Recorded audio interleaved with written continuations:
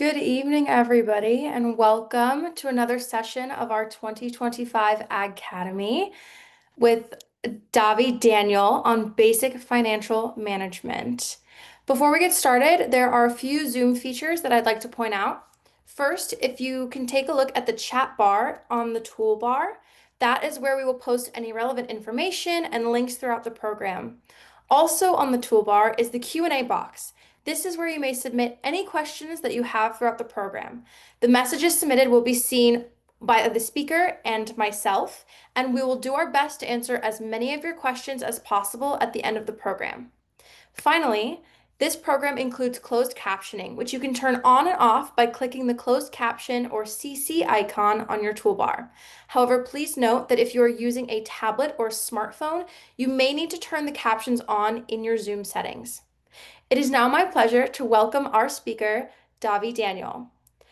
Ms. Daniel was born and raised in the rural farming community of Mon Repos on the east coast of St. Lucia.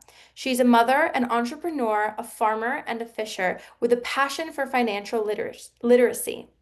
Ms. Davi passionately believes that women, particularly rural women, must have access to affordable finance to allow communities, countries, and regions to thrive. If you'll all please welcome me in introducing Ms. Davi Daniel. Wow, what an introduction. I wasn't expecting that. Sorry, We're happy to have you.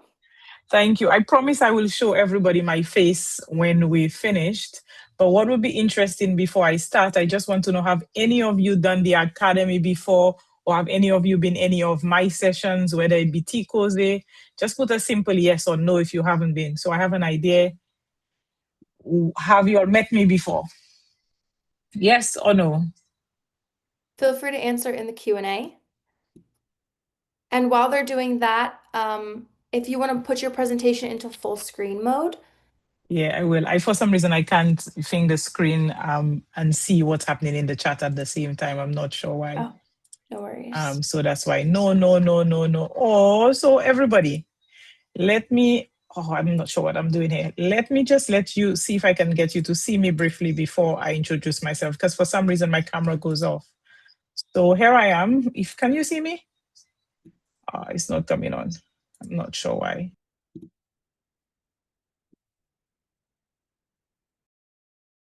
It seems to be going in and out.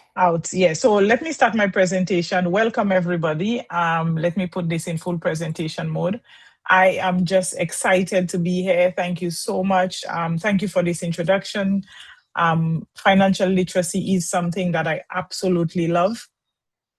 And I'm passionate about it. But before even I tell you a little bit about myself, I just want to be mindful of a few things. So I call this Ag-cademy manners. And it's just a little guide. So what I will do, I will guide you through the presentation first. We will have sufficient time at the end for discussions and questions to ensure everybody can participate and gain the most from this session.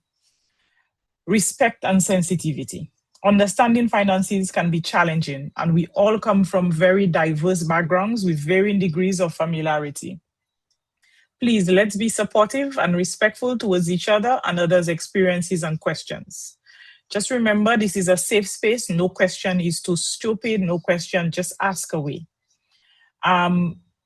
Questions and clarifications. If something isn't clear or you need further explanation during the presentation, just raise your hand and the moderator will alert me if I don't see it and I can come back to you. I'll do my best to answer immediately. If it requires a more detailed response, I will note it down and get back to you later. A big thing, privacy matters.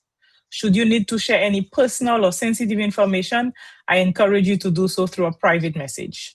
This will help maintain your confidentiality. So please do not blot out financial information that you may not want somebody to know.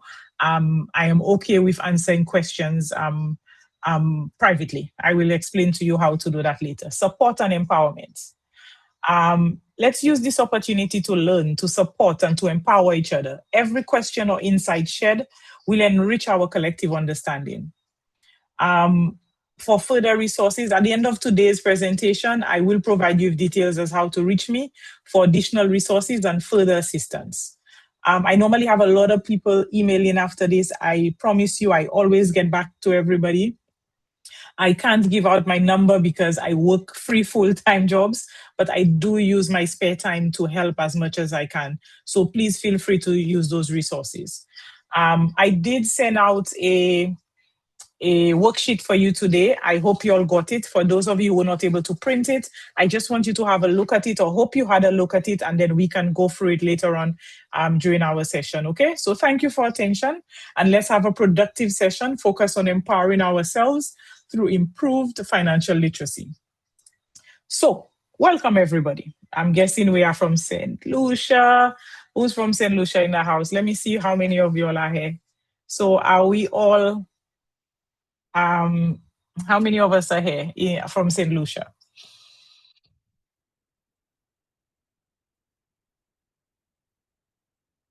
Okay, I can see all these hats and flying hands. Great stuff. So we have St. Vincent and the Grenadines. Yes, are you all in the house? We have St. Kitts and Nevis. I am so happy to see so many of you all here. I am really happy, and I really hope that you get to learn something out of this. So as the moderator said, I really didn't expect that introduction, but I am Davy Daniel. Yes, I am from St. Lucia. I'm not really anyone special. I'm just like everybody else here. I am a mother, a wife, a full-time employee. I'm also a registered fisher and a registered farmer. And yes, I do go out on the boat to fish. Um, and we can have discussions about that later. But today we'll embark on a journey towards financial empowerment. Our goal is to equip you with the knowledge and skills necessary to take control of your financial future. Today we are gathered here to talk about money, money, money. I don't know who else, but I do love making money. I probably spend it too, but I do like making it. But it's not just to talk about money, but it's to empower ourselves with the knowledge and tools necessary to take control of our financial destinies. We are here to learn, to grow, to support each other in our journey towards financial empowerment. So let's move on. Why financial literacy? The foundation of financial empowerment is, in farming in particular, begins with the understanding the basics: budgeting, expense tracking, and financial forecasting. Women in agriculture need to adapt at reading financial statements to make informed decisions about the farming operations. Everyone has 4 basic components in their financial structure: your assets, your debts, your income, your expenses. Measuring and comparing this can help them determine the state of your finances and your current net worth. So I'll go back to the worksheet I sent you today. So if you have a look at the worksheet, I kind of want to be your accountability partner for the next 4 weeks. Now, today is very basic. I promise you, as we go on through the next 3 weeks. On Thursday, I have a very exciting and packed program set up for you as it relates to credit. I know everybody wants to know how to access funding, how to access credit. But before we can move into those things, we need to understand the basics of financial literacy, of personal finance. Many of you, I'm sure, have businesses, but in order for you to be able to understand and have a successful business, you need to be able to put your personal house in order first. We overlook that, many of us, and then we say, oh, no, that's okay.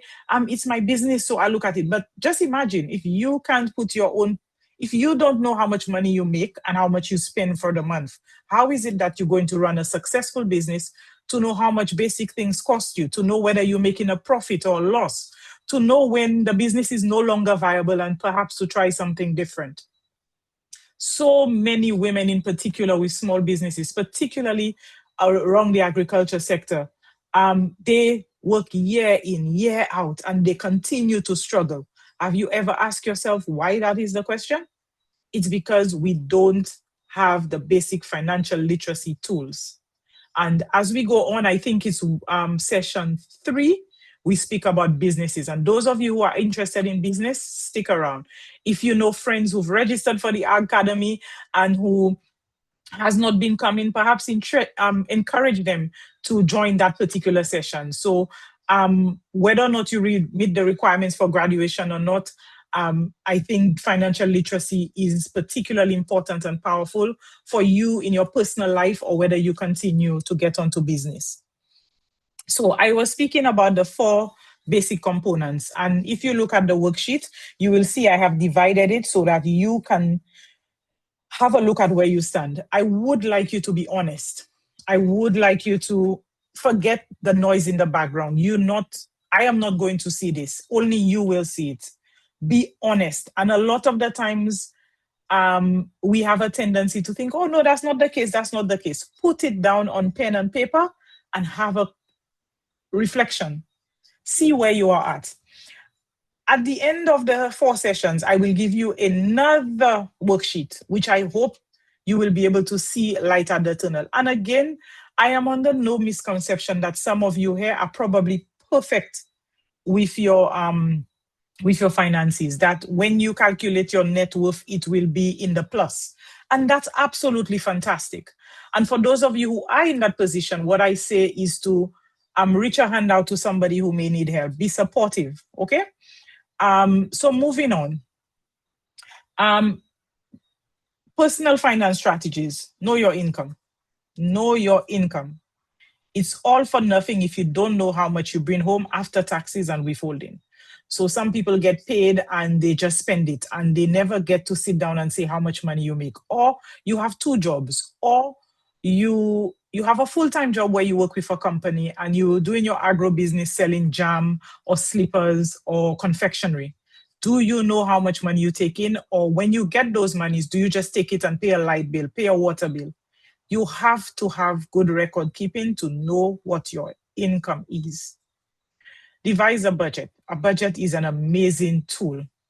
A lot of us start it and we don't continue it. So we will write it down 1 month and the next month we don't. If you do a budget over 6 months and you try, even if you don't stick to it 100%, but you can compare it over the 6 months, you will find yourself making real headway towards financial freedom, or you would have seen an improvement from when you started to at the end of the 6 months. So I challenge you today to do that. And I'm hoping I can check in with you guys in 3 months, in 6 months to see how you're doing, if that's okay.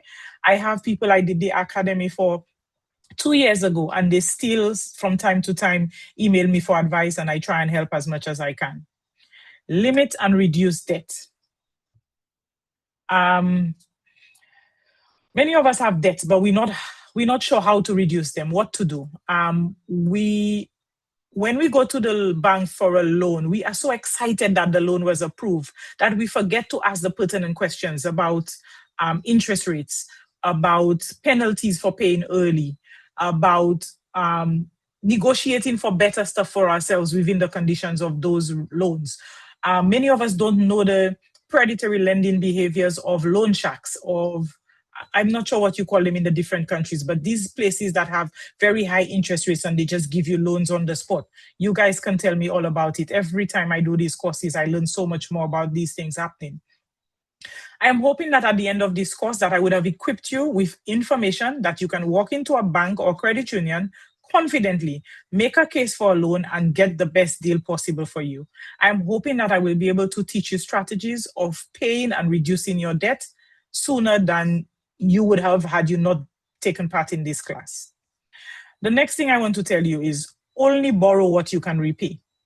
So the other thing that happens is that sometimes we borrow and we borrow and we borrow and we don't realize we cannot pay it. Again, I'm going to try and teach you strategies and ways that you can do that. Plan for your future. How many of us plan for the future? How many of us think about our retirement? How many of us think about when we pass the pensionable age, how are we going to survive? How many of us think about doing a will to be able to know that the financial gains that we have made, we are going to protect it for our children or our loved ones? So these are things we'll speak about this evening. How many of you have insurance? Do you have life insurance? Do you have medical insurance? These are things that I will speak to you about as the session continues.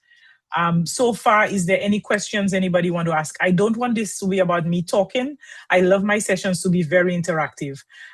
We can have discussions in between. Maybe they're not going to be as long as the end, but I want it to be interactive. I want to be giving you the information that you want. I want to make it relevant to you. So please feel free to put your hands up. The moderator will let me know, and then I can possibly answer your questions, because we have a few slides to go through, and I don't want you to forget what you want to ask me. Or the other option is that you write it down, and yes, you can ask me at the end as well, okay? But please feel free to put your hands up and ask if you have any questions. So I went through what it was a while ago, a little the slide before. So again, with the objectives are understanding financial planning, which I spoke a little bit about. We'll start off by exploring planning, like how to get the tools to secure your future. We'll look at grasping of the basic credit. Credit can be your friend or it can be a foe. Today we'll learn how it works, how to use it wisely, and how to ensure it helps us rather than hurts us. Lending and borrowing smartly. We will discuss the ins and outs of lending and borrowing, focusing on how to do so responsibly and to avoid common pitfalls. Effective management of your finances. Managing your finances can be overwhelming, but it doesn't have to be. We'll cover some straightforward strategies to keep you on track. Crafting a savings plan. Every great financial plan starts with savings. We'll talk about how to develop a savings plan that works for you and your family. Impacts of life events on your financing. Life is unpredictable. We look at how certain events like marriages, illness, loss of a job can impact your financial health, and I want to tell you how you can prepare for them. Addressing financial abuse. Financial abuse is a reality for many people, often hidden and gender-based, which means that most times women are the ones who are mostly affected by financial abuse. Some of you may have never even heard about the term financial abuse. I will speak to you about it, although I try not to focus on it too much because I don't know who's listening in the background, and my goal is to protect you. However, I will tell you if you need help or clarity on it, who you should contact within Helen's Daughters to be able to support you on this. Okay? So we'll shed light on this critical issue and explore ways to recognize and address it. Overcoming financial challenges, sorry. Challenges are part of life, but they don't have to define your financial future. We'll discuss strategies to overcome these obstacles. Exploring investments. Investing may seem complex, but it's a key aspect of wealth building. We'll break down the basics and explain how you can start no matter how small. Accessing your current financial standing. It's important to know where you stand today. I'll guide you through understanding your current financial situation as a first step towards planning. And one of those things in terms of assessing your current financial situation is the net worth worksheet I gave you. That will give you a start as to where you are, which is why I need you to be honest. Put it down. See how much your assets are, how much your liabilities are. Then what you do, you take the number from the top column, and then you minus the number from the bottom column. And that will tell you what you are worth today, this minute. At the back of the worksheet, there is space for questions, and also there is my email address, so you guys can send me an email. Finally, we are going to develop an action plan. Knowledge alone isn't enough. Action is required. We'll help you develop a personalized action plan, ensuring you live today ready to make more informed financial decisions. Okay? So,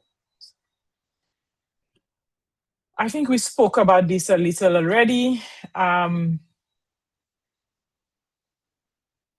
Any questions so far? Any questions at all so far? We do not have any questions so far. If anybody does have a question, feel free to put it in the Q&A.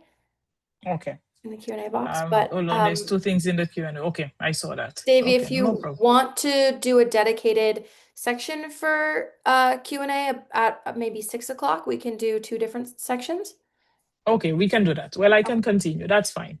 I do like interaction. I think it makes the thing. So the presentation is not meant for me to speak at you guys. So I want you all to be able to speak up, if that makes sense. And there's 144 of you all. Somebody must be wanting to ask a question. Yes. But I will continue. Put it in just the Q&A, feel free. and when we have a question, I'll let you know. No problem. So, embracing the art of money management. Yeah. Empowering each other to take charge of your financial destinies, right? Hold on. Why financial literacy? Understanding financial planning. Okay, let's move on to this one. Financial planning involves through a thorough examination of your financial status and the creation of a tailored plan to achieve your goal. This process typically explores various financial domains such as investments, taxation, savings, retirement, planning, estate management, insurance, right? Financial planning provides peace of mind, specifically benefiting your health and emotional well being. And that's another thing we don't speak about a lot. A lot of people don't understand. I am a mother, and at some point, I used to be a single mother. And I completely understand the emotional impact that finances can have on a struggling parent in particular. And that is why I want to encourage all of you that to fill out that form. I cannot tell you how important it is that you fill out this net worth sheet, and that by the end of the 4 sessions that we have in, you will understand why I was so adamant for you to do this. Okay. So planning for your finances, right? It enables you to identify and prioritize your financial goals. What are your goals? And at the same time, while doing that, it allows you to recognize the stressors in your life, as well as the potential risk and emergencies. It offers actionable solutions to address those challenges. So calculate the precise sum required to meet each of your objectives, considering elements like perhaps prices going up. We know that happens all the time, especially in the Caribbean of late. Prices in the supermarket are sky high, right? And have a specific time frame for each goal, right? Financial planning is the process of setting your objective, assessing your financial situation, and creating a strategy to achieve your goal. It involves understanding your current finances and envisioning your future. So look at short-term and long-term financial goals. You don't have to do it all one time, but let's start with a short-term goal, whether it's saving for a course that you want to do, buying a piece of land, or preparing for retirement, having clear goals, guides for your financial decisions. When I speak about buying land, it's something I encourage my employees to do. It's something I encourage women that I meet on this journey. I used to be on the board of Helen's Daughters. I constantly speak about that. And you will find it strange, and I'm hoping I will share some resources with you. I know here in St. Lucia, we have Invest St. Lucia. And in preparing for this program, I did speak to some people there, and I'm getting some information about St. Kitts and also about St. Vincent and the Grenadines, about land acquisition and how you can go about doing it. And what you might find at the end of this is not as difficult as you think. Most times, financial planning and achieving the goals set in financial planning just involves you being dedicated, and you will find that in the blink of an eye, it'll happen. How many of you have kids that will... Today actually is my daughter's 20th birthday, and I look back and I think, oh my, I have a 20-year-old daughter. And I say this to show you how quickly times run. Time flies, sorry. So the average time to pay for a piece of land is 7 years. Just imagine you have a baby now, you made a dedication, and in 7 years' time, before that baby even goes to secondary school, you would have owned a piece of land. And you now can use that piece of land to help your child possibly go to university. We know these things are expensive. We always want our kids to do better and be better than us. So just imagine you bought a piece of land. And I know in St. Lucia, you may think it's not possible, but you can buy maybe 10,000 square feet of land in some areas for $60,000 over a period of 7 years. In our next sessions, I will show you how that will possibly appreciate. Your child develops an aptitude for science, wants to go to school to study medicine. You didn't have these opportunities because your parents didn't have it. So now you are thinking, how can I set a goal to prepare for my child to be able to go to school? I may not have the 200,000 EC dollars that the university will cost, and the boarding and the lodging, but I will start planning. You get this land. By the time you pay for it, it appreciates to maybe 60,000. Let's say it appreciates to 120. You now can use that property as a security for a loan to be able to assist your kid to go to school. And I say this because a lot of us don't think that far ahead. We think these things are unobtainable for us, but really it isn't. It isn't. Wealth is not about, well, a lot of it is the rich getting richer, but people who don't have just need dedication, focus, and the drive to be able to get to those same areas to the people they perceive to have. And most of these people we think have, they really don't. They are, when they look at their net worth, they have more debt than they have assets. And my thing here for you today is to make a plan so you can grow your asset base and improve your net worth. Okay? So I want you to explore the importance of setting short term and long term goals. Like we said, buying land, savings, right? Discuss those steps involved in the financial planning. Davy, we do have a couple of questions. Okay. Just give me 1 minute. Let me finish that slide, and then I will answer the questions. Okay. Alrighty. Discuss the steps involved in financial planning by elevating your current financial status, defining your goals, and creating a financial roadmap. This process will empower you to control your finances. Right. These steps may take the steps you take to meet your goals. And some people will say, I'm too young to have a financial plan. Nonsense. My daughter, who turned 20 today, have been breeding cane corso dogs since she was 14 years old to save for university. And she was able to put a significant amount of money because she loves dogs. So I encouraged her to combine her love for something into becoming an entrepreneur. And if we ourselves can do that. You may love dogs, you can breed them and sell them. You may love something else. So there's no such thing as I'm too young to have a financial plan. I'm too old to have a financial plan. Again, that shouldn't even be in your mind. At any point you decide to do something, you can do it. I say anything the mind can conceive, it can achieve. Only rich people make financial plans. That's not true either. These are common misconceptions, right? So let me see what questions you have in the chat so we can answer. I'm not seeing them, but let me see. Okay, I'm not seeing the chat. The questions, so maybe you can answer them. You can read them out for Yes, me. they're in the Q&A. So first, we have somebody who asked why, when you have a mortgage, why does the bank always take out their interest first? Okay, so you have to understand the bank is in this to make money. So likewise, if you are borrowing somebody money, you should think about putting interest and make sure you collect your interest part first. And when we come to accessing credit and finance, I will show you exactly what the banks do. I actually have a template of how the banks calculate the interest, and then I will show you how to circumvent that by paying your loan quicker and thereby paying less interest. But yes, the bank is in the business of making money. So the bank, you go to the bank and you want to buy a car. The car, and mind you, they'll give you a loan to buy a car quicker than they will to buy a house and a land. But the car is $100 and something thousand. The interest rate is 6%. The way it's calculated is that you pay majority of the interest up front, and then at the end is the principal. And yet still, they can still take your vehicle. But the bank is not there to satisfy or be in my interest or yours. They're there to be in theirs, which is why I want to teach you how to look after your own interests. I hope that answers your question, and I'm looking forward to talking to you more about mortgages in the next session. Next one. Awesome. We have one more question that says, one of our viewers has purchased agricultural land with the hope of developing it. However, the process is extremely expensive. Starting off with the addition of a road to access the land, how important is it to have proper road access, and what strategies can be taken to make this step more affordable? Okay, so which country is that? Quickly, the person can tell me, and then I can look into it for you as well. We'll give them 1 second while they're typing it in.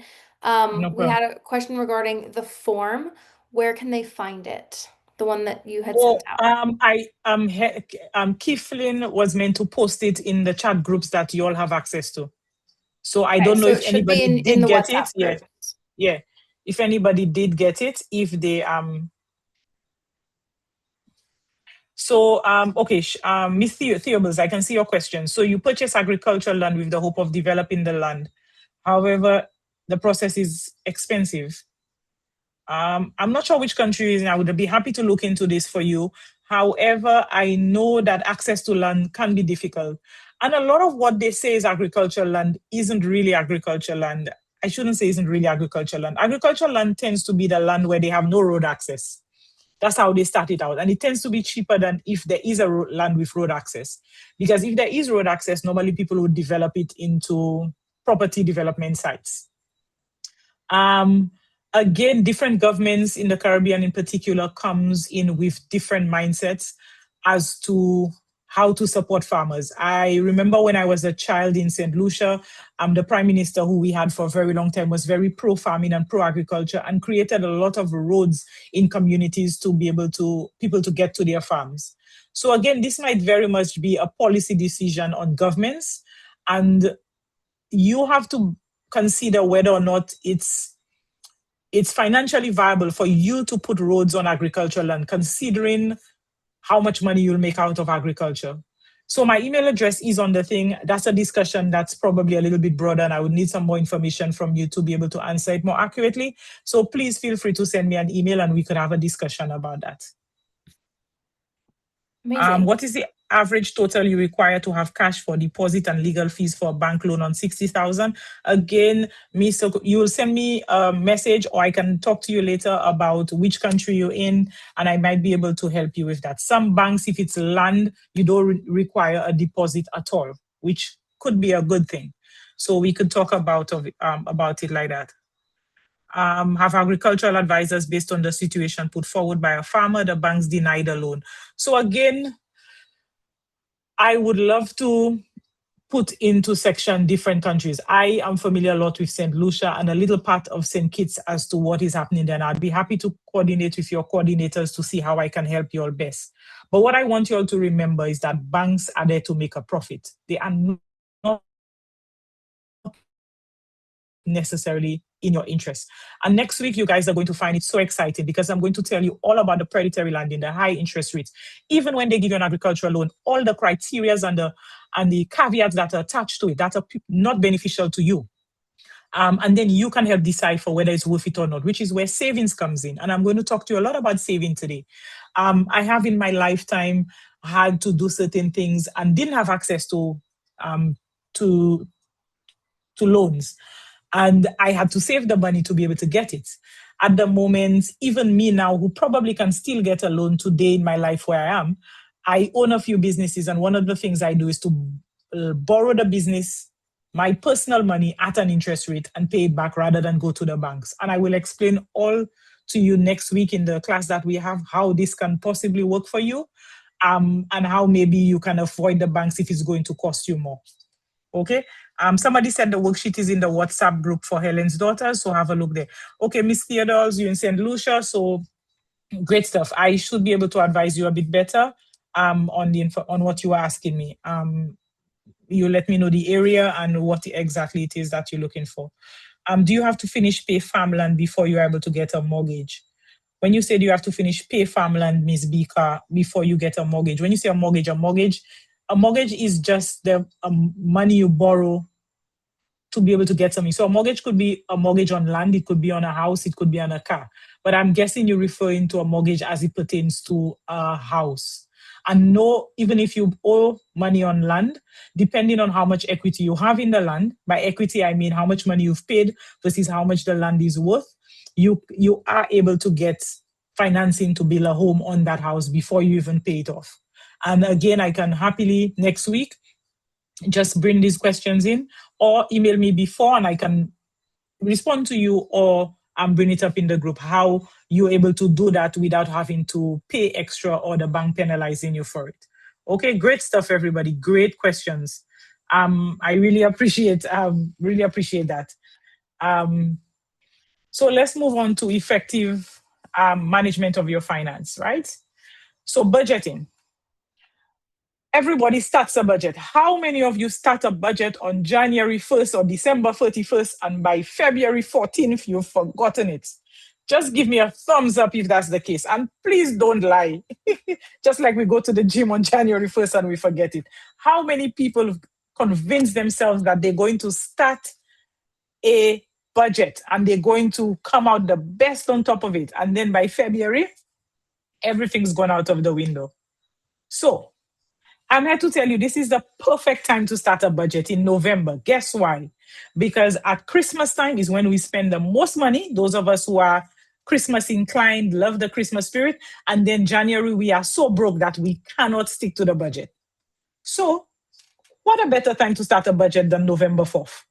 So I am asking all of you who have problems with budgets to tomorrow sit down and make a budget. Make a budget of how much money you're going to make in December, how much money you are willing to spend on gifts, on decorations, on going out, on parties, on fruitcakes, on sorrel. Make a budget as to how much you want to spend on that and start your budgeting earlier rather than making it a New Year's resolution, which we know we may not hold up to. So start early, and maybe that might help you if you're able to put things in order before the temptations and stuff of Christmas, and see how best you can stick to it. Okay. So a budget is really simple, really. You put down how much money that you're expecting, and then you go step by step as to everything you spend. One of the pitfalls of doing a budget, or people tend to leave out, they'll put house rent or mortgage, they'll put car loan, they will put groceries, they will put electricity, water. But what you forget and what normally eats into your budget is the little things that you do that you don't take account of. So, for instance, you stopped with a friend and you went to a bar and you spent $50. You'll be surprised how quickly that $50 adds up. You probably don't put your nails on the budget. You probably don't put your hair. You probably don't put your waxing for the month on the budget. All these little things need to go on the budget, because how else are you going to be able to say, and I like the little emojis that are coming here because you all know that's true. These things, you all don't put them on the budget, right?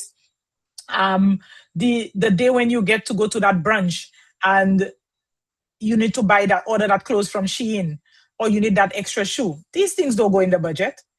So what you need to decide, if you want to be financially responsible or get on financial track, or have enough money saved that if you were to go off budget, it wouldn't affect you that much, is to decide from now, November, how many carnival fetes you will be going to next year, how many brunches you'd want to do next year, and make a plan. You don't have to go to all. You can make a decision what you want to do, then try and stick to it. And these are the simple things that keep us on budget or off track. So making a budget is simple. However, it's what you decide to put in the budget. And I'm not there to oversee you. So again, if you need help with a budget, I'm happy to do budget. So if you all can do by a thumbs up, if you all are interested in me preparing a detailed budget sheet of things you may not even think of, I'm happy to prepare that and share that with you all by the end of the program. Okay? Because that's the thing. Budgets will come with basic things. But what about all the other things that you don't think about? Yeah, like bingo night. Okay, so I can do that for you. So that's great stuff. So tracking expenses. Another thing that is very important is tracking your expenses, and we underestimate that. So many of you get paid, and the money now, thankfully, you don't get paid cash and you don't spend it. It goes to the bank. I believe we have kind of moved on in the Caribbean with technology. I know in St. Lucia we have. I am not sure if St. Kitts and St. Vincent are on par with that. And I will find out and get back to you all about that. But you get paid in the bank. Now, when you go to the bank and you withdraw $600, you say, okay, I'll do groceries. But before you get to do the groceries, you spend $150 buying that new shoe you see. And guess what? You forget what you did with the money. So what I say to everybody is that everybody has a bank card now. Try not to write checks, because when you write checks, if the person you write the check to hasn't cashed it, then maybe you spend the money, you don't know. These are little things that happen. Anybody who has a checkbook, they must have a debit card. Use your debit cards. And the reason I encourage the use of debit cards, at any time, your bank statement is the best way of monitoring your spending. Online banking apps, and again, if you all don't have that, these are things I can recommend to Helen's daughters to create workshops to allow you to be able to register with your banks. Even the credit unions now allow you to have online banking. And one of the best ways to be able to track your expenses is by using your card religiously. So you will figure out where you spend your card and not spend money. Most debit cards, it's free to use in the supermarkets. To most business places now, the places that do the nails, that do the hair, the lashes, they use debit cards too. So if you get in the habit of using your debit card, And if you do use cash, make a note of it on your phone. So at the end of the month, you can go back and reconcile and say, that's how much money I spent. If not, you'll find you spending more money than you need to. Okay? Or you don't know where the money has gone. Okay? So also, we are going to discuss how to prioritize your expenses, focusing on your needs versus your wants. Some things you just don't need. You only want it. But you've convinced yourself that you need it. So, do you really need to go to 7 or 8 carnival fêtes for the year? So little things like that, you have to prioritize how you spend your money. And yes, you may need to do that, and that's fine. But again, everything is about priority. Everybody's priority is different, and you will adjust your budget to ensure that your essential expenses are covered first: your rent, your mortgage, your car loan. Okay? Understanding your income. Know your sources of income, not just your main salary, but any additional freelance work, investments, side businesses, child maintenance. And again, I speak about child maintenance when I come to these things because I'm a woman, and some of the times, yes, we don't have the support, but we do get additional financial help for our kids. How do we include these things in our budget? And that's a discussion I can have if that's something that you like to do. Do you use that as a tool to save and use the money that you make to do the things? So there's so many ways you can include that in your financial planning, but it's important that all your income, you know where your income is coming from, and then you record it. Okay? We spoke earlier about the short-term and long-term goal setting. Whether you want to go on a vacation this month, next month, or you planning for retiring. Setting clear goals are essential. That is very important. Setting clear goals, okay? Emergency funds. I always advise that everybody has an emergency fund. And even when you have the emergency fund, that's not money that you should touch. My idea of an emergency fund is having at least 6 months to cover all your expenses. So after you've done this net worth sheet that I gave you, or I send you this really stringent budgeting rule, budget template, look at how much money you need for everything to happen for a month. Multiply that by 6 and try and put aside some money every month until you reach that amount. So that's your emergency fund. If you lose your job, you have an accident, something happens, you have 6 months of being able to live, worth of your living expenses somewhere. So an emergency fund is important, okay? Investments. I want you to understand how basic investments work, how you can grow your wealth, and this can help you meet your financial goals. Diversifying your investments to balance of key risks. So for instance, everybody thinks about investment and they think about stocks and bonds. Not everybody will want to invest in that. However, shares in your credit union could be a good way of investing your money. Many credit unions in the Caribbean do exceedingly well and are able to give you dividends at the end of the year whilst you still maintaining savings. That's called low risk investment. You can buy shares in companies. So in St. Lucia, for instance, we have Lucilec, Bank of St. Lucia. There are some companies in the Caribbean that their share is doing well. And if you buy, so you can look at these things. And if you have any questions, you can ask me. And again, I don't know all the answers. My expertise are not in investment, I must warn you, but I would be able to point you in the right direction, right? We spoke about how powerful budgeting can be and how if you don't do budgeting right, it's a waste of time. So if you're not going to put down every single thing you spend the money on for the month, then why budget? Because you're going to break the budget anyway. Identifying your income and expenses. Hold on, I'm just keeping track of time. You may be able to use spreadsheets to be able to track your expenses. But like I said, these things are mundane. Not everybody have the expertise for spreadsheets. Not everybody can use QuickBooks or afford it. So that is why one of the things I ask is with your personal finances, try to use your debit cards. And that way you can look at your online banking for the month or pull up your bank statement and see where you spent your money. Okay? So the other thing about a budget or managing your finances is reviewing it periodically because there will be things that change. Everything cannot remain stagnant. Prices change, circumstances change. You have to be able to review your finances as they change and make the adjustments quickly so you don't fall short. And if you are not able to do that, then you are not managing effectively. Okay? I cannot stress enough about unnecessary spending, and only you can identify and eliminate the unnecessary expenses. Small savings can add up to a significant amount over time. You will be surprised. Okay? And setting your financial priorities. Prioritizing your financial goals is so essential for effective management, right? So prioritize where and what you spend your money on. And again, everybody is different. I'm not judging here. You may live for you to go on vacation. You may live for you to party, and that's fine. Okay? So the basics of credit, and we'll go into credit more in detail. What is credit? Credit is your ability to borrow money or access goods and services with the understanding that you will pay it later. A lot of people forget that significant part. Credit is your ability to acquire money or access goods and services with the understanding or the promise to pay later. No matter what you do, whether it's the credit card, the loan, you still have to pay it. So you might be excited you get a loan, but I always want you to remember, can you afford to pay it back?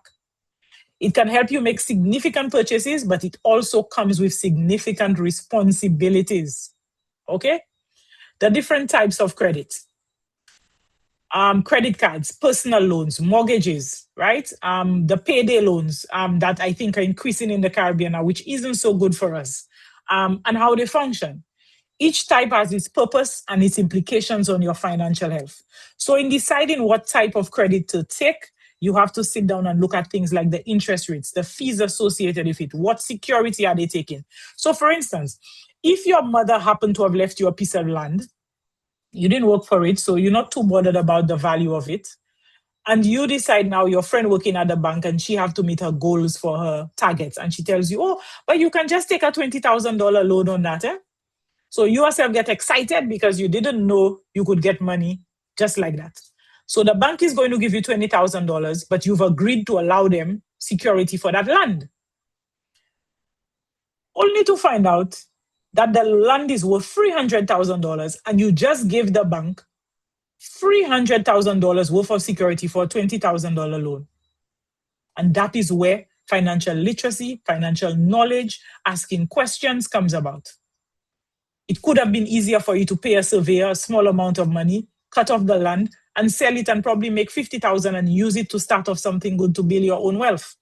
So always remember that security, giving up a value of security for a loan that is 6-7 times the value of the loan, it's not to your benefit, it's to the person who's borrowing you's benefit, whether it be the credit union or the bank. Okay? Using credit wisely. Understand the importance of maintaining a good credit worthiness.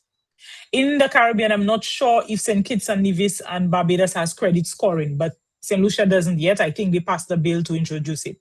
Those of you who've lived in England, in Canada, you know accessing credit is based on your credit score. So whether you paid your loan on time, how many months late were you, all these things impact whether or not you can get credit and at what interest rate you can get it. And these things are slowly but surely being implemented into the Caribbean. So you may consider starting to have good practices to help maintain good credit. So when and if this comes along, you are already in a good standing. Okay? Because good credit and bad credit can affect your borrowing capabilities. So I may have a good credit score, and when they run my credit score, the same loan that you and I are going for, you will get it at a higher interest rate than me because your credit score your credit worthiness is not as good as me. So these are the things I want you to imagine. Credit cards.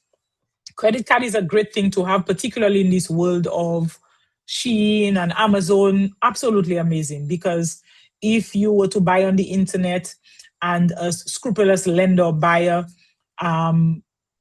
outsmarted you, if you use your debit card, the bank would not repay you. I don't know how many of you know that. Well, not necessarily.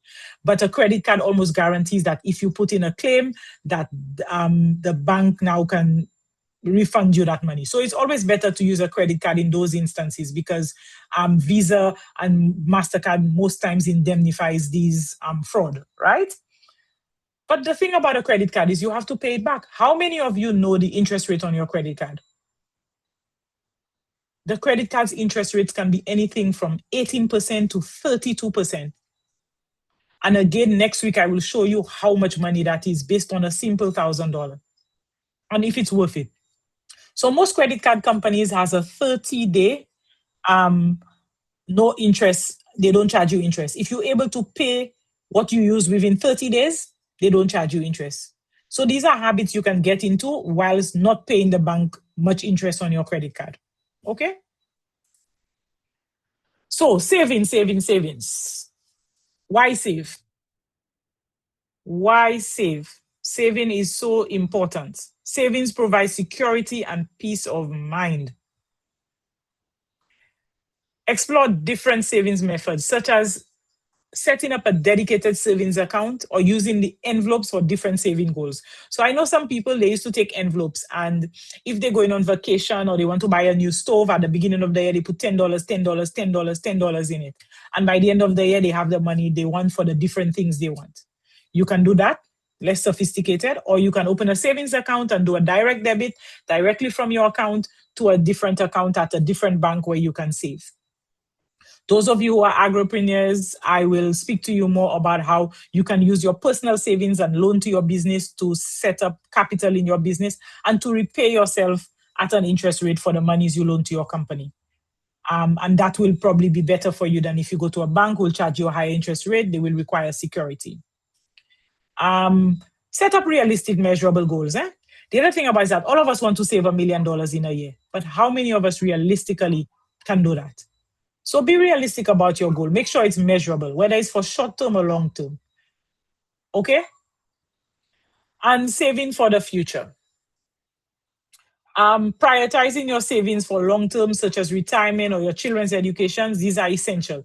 Now, again, we spoke earlier about your children's education, possibly buying a piece of land. So you may necessarily have to put money aside when you have a child that's born. What you can do perhaps is to invest that money in a piece of land, which will allow you to acquire funding for when that child is ready to go to school. Because if you look at your income, and another thing I'm happy to sit and look at with you, if you look at your income, your expenses, and how much disposable income you have, will you be realistically able to save for 15 years from now for you to be able to just outright pay your kids' university? I know for a fact most of us cannot do that. However, if you invest in a piece of land and the appreciation of that land, you may be able to assist your kid in going to school better if you're able to invest in assets that will appreciate and bring that financial security you need to be able to assist in your children's education in the future. I just want to talk to you a little bit about credit unions and traditional banks. So this is my personal opinion. This is not necessarily shared by Helen's daughters or anybody. I am speaking from a basis of working in that field and dealing with banks. Credit unions for me are possibly the best place to save if you're going to save. Banks at the moment don't pay much money on interest on your savings. And banks are the better place to lend from because banks' interest rates on lending is a lot less than the credit unions. And I'll explain to you why. The credit unions need your money so they can lend you, but they lend you at a higher interest rate. So most people are of the opinion that a credit union is 1%, but it's not 1%. It's per month. And when you look at it, it's 12%. Normally, a credit union is about 12% for lending. I believe now they're coming more in line with the banks. And then they're doing 6% on certain things when they have almost like a sale on loans. However, they're also holding your shares or whatever money you have to be able to do that. Banks, on the other hand, they don't need your money, so they don't pay you any interest on it, but they lend for a bit less. The credit union generally takes more risk. So I am not sure the same fiduciary responsibilities, and I may be wrong, that the bank has to adhere to because of possibly ECCB lending criteria that the credit union has to adhere to, which is why you find people whose disposable incomes are less tend to gravitate towards the credit union because the credit union will borrow more of so they will have a higher debt to income ratio with the credit union than they will with the bank. I don't know if you understand what I mean by debt to income ratio. So technically, I believe, and I will stand corrected on that, that your repayment on any mortgage, for instance, should not be more than 1/3 of your disposable income, or your net income, sorry, after taxes and stuff. Whereas a bank will look at that very strictly, a credit union may not. I just want to give you a little food for thought. So let us imagine that you have $10,000 in the credit union and you want a loan for 7,000. I'm going to go less than you have. So the credit union says, yes, I can borrow you the money. Leave your money there, it's safe. So that's the attitude most people have. And I will borrow you the money. So you have your 10,000 and you want to borrow 7. The credit union is paying you 5% savings, 5% interest on the $10,000 you have. But they are lending you 7,000 at 12%. Can you make it make sense for me? 12 minus 5 is what? 7. So basically, the credit union is holding your money and you paying them, you've been at a loss of 7% to borrow their money. So I want you to go into every financial borrowing situation and think about the interest and how much you are paying versus what you have, and see if it makes sense and if you can discipline yourself. So the same way you can discipline yourself to pay the credit union back whilst they're holding your money at a lower interest rate than you paying them to borrow it, can you not discipline yourself to borrow yourself that money and pay it back? So that's a little food for thought for you all. Can I get a thumbs up to everybody who understands this little analogy I gave, and if it makes sense to you, and if it's something you will consider when making borrowing decisions the next time? Okay, great. I understand that you guys are listening, and I appreciate that very much. Okay, so we are, let me see, are we halfway? Okay, so we are halfway now. Okay, let me see.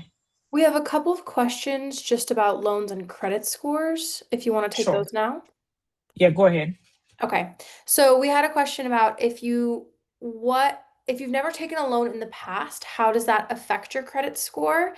And a similar question that if you've never taken a loan, and what if you don't have a credit history? Okay, so that is an absolutely fantastic question.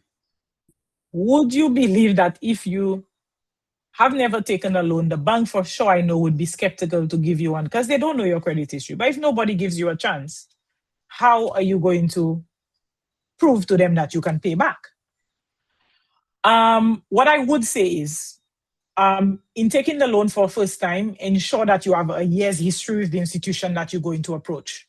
So my eldest daughter, I remember she moved back to St. Lucia last year and she had never lived there as an adult. And one of the things I told her is that just make sure your money gets deposited into the account, and whatever payments you make it via the bank account. So the bank now has a history.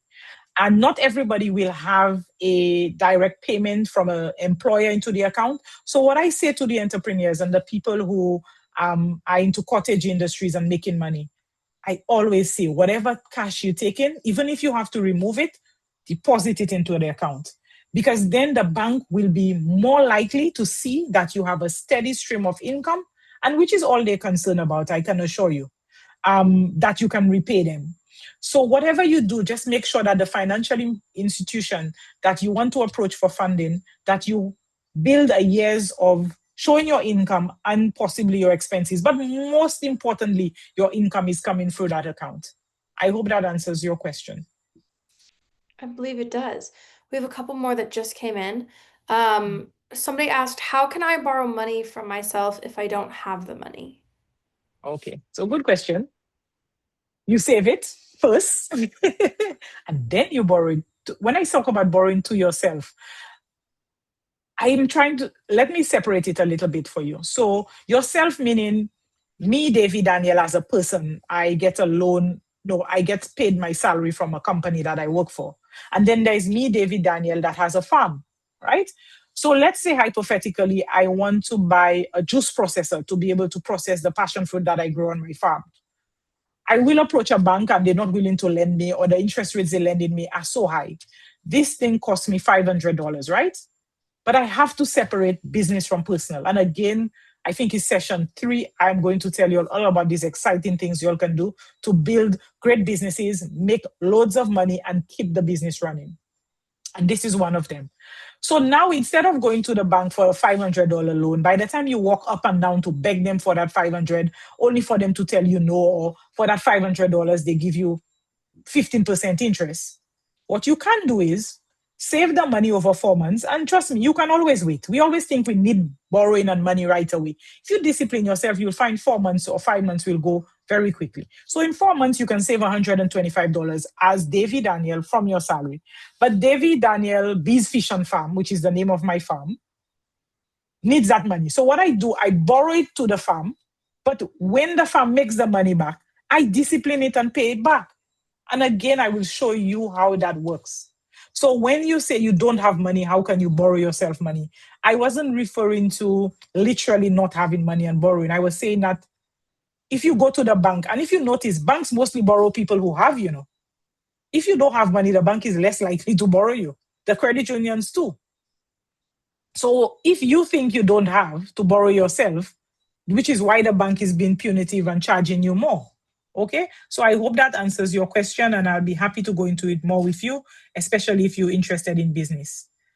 Where in SKN can someone obtain their credit score? Again, I said the credit scoring, I'm not sure if it's implemented in the Caribbean. I know in St. Lucia, we only just passed legislation to have credit scoring, but it's not in effect yet. There's no banking system or no hire purchase people who are already using it. So I don't know if St. Kitts has it, but I will definitely put that on my list of things to find for you. Was this launch a mid and is it active? Okay, so I'm not sure. Is it illegal for companies to be able to pay person's credit score quietly without any notification? So on that thing, what I can tell you is that I had a discussion the other day with a banker. What happens in the Caribbean, and again, that's just us and we like to talk. When you apply for a loan at one bank, they're not supposed to do it legally without your permission and written consent. But I believe there is this quiet undertone that the person who you taking the loan from at one bank would normally call another bank to see if you have any outstanding loans with them. I know that has happened because I had a client of mine who had a credit card with the Scotiabank, who left St. Lucia, and had approached them to pay it off and they wouldn't tell him. And then when he went to a different bank, the people found out that he had a loan. How would they have done that, found out without his permission when the banks are not linked? So yes, I do believe they share information, which I personally believe is illegal without your consent. Yes, they have a right to do that if they get your permission. And I don't think it's right, particularly we live in small communities, for people to be able to call around and see what your credit history is. So I believe the banks and the credit unions are doing it. Whether they're allowed to do it or not, I don't know. Not having a loan before does not affect you. The bank is primarily concerned with proof of liquidity and ability to pay. So that's Minerva Prosper who says that. Perhaps she's a banker. Minerva, my experience is that if you, particularly with some of the people I deal with, if you've never had a loan before, it's more difficult for you to get one. So that's why people go to the credit unions and then work their way up to the bank. Because the credit unions is easier. Sorry. And as for credit score, is it the same as the US credit score ranking? Well, they're trying to introduce a similar process here, but like I said, I know for St. Lucia, it's definitely not on the way yet. Because that would take time and resources, but that is what they're trying to introduce. The way it is in the US and England, where you have Experian and these companies doing the credit scoring. Mm-hmm. But it's not on the way. Yeah, okay. And for somebody who is trying to save up, but life is expensive, what are the ways in which they can start saving, even just the smallest amount? So I grew up, and one thing my grandmother taught us, that every dollar you got, you put 10 cents away. So as a child, when we got Christmas presents, we would not use all. We would take 10 cents and put it in a piggy bank out of each dollar. So I say you start small. You don't have to go extravagant, because most times when you go too big, you can't afford it. Just start somewhere. It doesn't matter how little. Put $5 in you go to these dollar shops and you can buy a piggy bank and just drop $5 in it when you can. And you will find that it grows into something. So just start somewhere, even if you have nothing. How am I going to save if I make the bare minimum and have kids going to school with a small business? So again, Chelsea, I would love to speak to you about your business and how maybe you can um, get your business to work better for you. I don't know your circumstances. I do understand that the bare minimum is something that a lot of parents, mothers in particular, and women go through.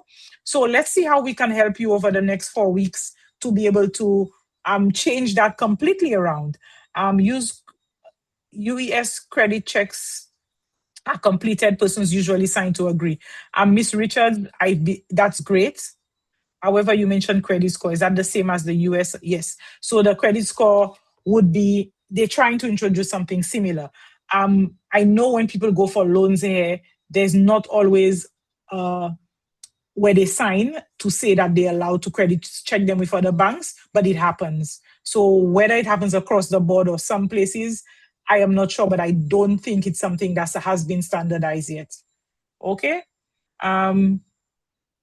Do the credit checks whenever you apply for a loan in SGV. Yeah, so you see somebody saying that the banks and the credit unions do it. Do they do it with permission? That was my question. They usually have the person fill out a disclosure form, which gives the bank permission to find out, okay, higher purchase and stuff like that. Okay, so if they're doing that, that's great. That was one of my concerns about a person's loan history. Is that a form of credit scoring? Definitely. So when I say Maureen Fontenelle. Okay. Nice to see you here. I hope that's the same Maureen Fontenelle. Is the bank making inquiries? Yes. If a bank makes inquiries about your loan history or your savings, then that's definitely what you call credit checking. Okay. Okay, thank you. Great stuff, everybody. So let me just move on because I want to have enough time for y'all to speak. I want to hear your voices. I miss that. I like that part. So I love the Q&As, but after this, I want to have a discussion with y'all. So let's move on. Impacts of life events on your finances, childbirth, illnesses, loss of jobs, all these things can affect your financial stability, right? It's important to have a financial cushion, and that's why I spoke about the emergency fund to navigate these uncertainties, right? I want to talk to you again about adjusting the financial plan in response to those life changes. So you might have a financial plan, but then you got married, you got pregnant.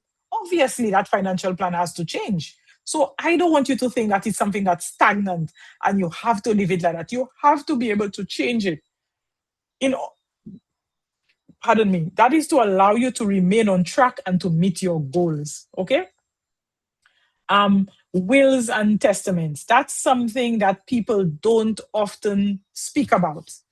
It may not be important to some. In the Caribbean here in particular, we have a lot of issues around things people leave, and you'll say, oh, my kids won't fight or my kids won't be like that. But I can assure you, death brings out the worst in people. It's important that you have a plan, you have a goal, you know what you want to do with the things that you worked hard for. So if you don't have a will, I know in St. Lucia, a will costs about $850. Go to a lawyer, make a will, decide that if something were to happen to you, if you have a mortgage, if you have a mortgage as well, more than likely the bank has an insurance plan on it. What I would like to tell you is to go and check that insurance. Most people don't read the fine print. Read it, and I'll talk to you more about that in the next section. And see if something were to happen to you, like you lost your job, you got a major illness, would the bank pay off that mortgage for you? So recently I had a client who had prostate cancer and they had a loan and they were not even aware that their insurance was going to cover the complete payoff of their loan. And that is the huge burden of them. And they went on, they did better, and they were not feeling that stress. So another thing we don't do is to read the fine print in the things that we sign. And I challenge you, before you put your signed signature on any financial document, ask to take it away and read it. Even anything else but to annoy the person who's giving you the loan. Okay? But make a will. A will is a good thing because then you have made a decision where you want what you've worked hard for to go and what you'd like to happen to it. Life and health insurance. Most people who have credit in the Caribbean, and I was shocked when I came back home to realize, have life insurance. It's a must apparently for you to have a mortgage. Even now, I believe that they make you take a health test, and if your blood pressure is too high, you don't get a mortgage disbursed, and a lot of things. I think that's punitive, because if you already have my house if I don't pay for it, you want a life insurance if I die too, right? I just think that's a lot. However, I always tell people when you die, you won't know you die. And I know that's probably unconventional and will be unpopular to say, but when you're alive and you're sick, that's when you need the help. And most times people cannot help you. So I believe health insurance is even more important than life insurance. I don't know how many of you all have it, because life insurance is normally compulsory when you have a mortgage. However, health insurance isn't. So for those of you who don't have health insurance, particularly with the way we have healthcare in the Caribbean, I would urge you to look into health insurance. If you have a small business, I want to tell you that it's also easy to get health insurance, because a group insurance only needs 3 or more people. So if, for instance, you had a farm and you had 3 workers working with you, you can get health insurance for 3 or more people as a group as cheap as 70 EC dollars in St. Lucia. That will cover you for medical, dental, and eye. Okay? If you need information about that and how you can access that, let me know. I'd be happy to help. But health insurance is one of those things that cost a lot of money, right? I recently had a relative I had to deal with and where needed surgery, and it would have cost almost $150,000. How many of you have $150,000 where you will have it and be able to pay it for something that you may need to save your life? So I am telling you, we spend money on a lot of things that are not necessary, but I believe health insurance is one of those. So make health insurance part of that budget that I will send for you as one of the compulsory things that you need to look at, okay? So again, I am open to assisting you with information as to how you can find that. Now, this one is a little bit tricky, and as I speak about it to you, I hope I'm not putting any of you at risk if for any reason you are exposed to financial abuse. Because I don't know if you'll have these things on open speakers, so I will be trying to be quick. And if you feel that you are in danger or you are affected by any of the things that I speak of, please contact Otto in St. Lucia, Shaquana in St. Vincent, or Latoya in St. Kitts as to how they can assist you, okay? So financial abuse includes things like controlling access to your money, restricting your spending, and spending your finances to manipulate a situation, okay? I want to encourage you that there is a help with these resources if you find yourself in a financially abusive situation. And this is something that disproportionately affects women. And some women are probably financially abusive to men too. So I'm not taking away from that. All I'm saying is that if you think you may be at risk of that, please see if somebody can help you. Now, financial abuse can be subtle, but yet a powerful form of control. It is often intertwined with domestic violence. It can manifest in various ways and is designed to undermine a partner's financial independence and self-sufficiency. So sometimes financial abuse comes in the cause of nobody wants you to have anything in your name, like a car, a house. Everything have to be in the person who is being the abuser. They must own it. They use it as a method of control. And that doesn't mean that every situation where something is the way I say it is financial abuse or domestic violence. You could have a discussion into how Helen's Daughters can support you if you think you're affected by that, right? Understanding this form of abuse is critical for recognizing the signs and taking steps towards empowerment, right? Financial abuse often occurs when one partner controls over the finances or resources, making it difficult for them to access their money, work, or financial independence. This might include restricting access to bank accounts, preventing a partner from working, or sabotaging their employment opportunities. So the common tactics used: withholding money. One partner may control all the financing, leaving the other without funds for basic necessities. Monitoring your spending. The abuser may closely track every expense, demanding receipts and questioning purchases, creating an environment of fear and scrutiny. Preventing employment. The abuser may discourage or outright prevent their partner from seeking employment or furthering their education, thereby limiting their ability to earn income. Debt accumulation. An abuser might rack up debt in the partner's name or force them to take out loans, leading to financial instability and poor creditworthiness. Some abusers may manipulate their partners into signing financial documents or making investments that benefit the abuser while putting the victim at financial risk. It can be devastating and it can have long-term effects. It can lead to increased dependency on the abuser.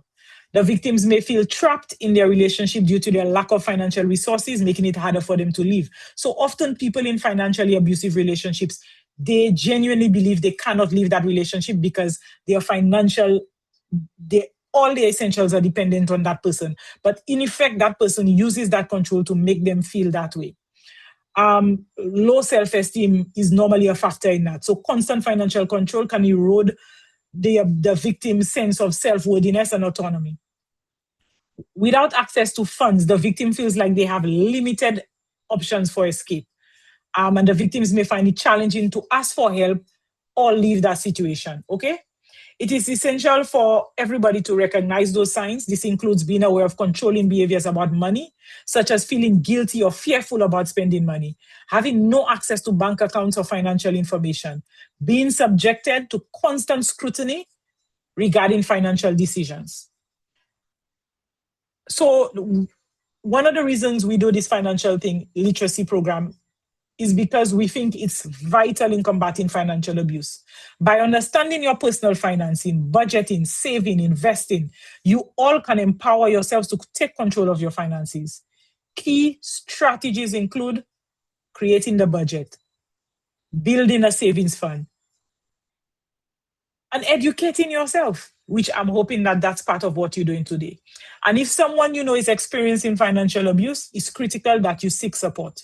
Resources such as the domestic violence places, find counseling services, all these are essential in navigating that. And of course, Helen's Daughters, being the institution that it is, I know for a fact, if you'll reach out to them, if you think you or somebody else is in that situation, they would be very happy to assist.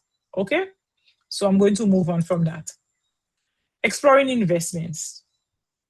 Types of investment. Well, we spoke about stock, bonds, local businesses, and what the risks are. Investing is not my strong point, I'll be honest with you. But investment doesn't have to mean stocks and bonds. It could mean property. It could mean a business.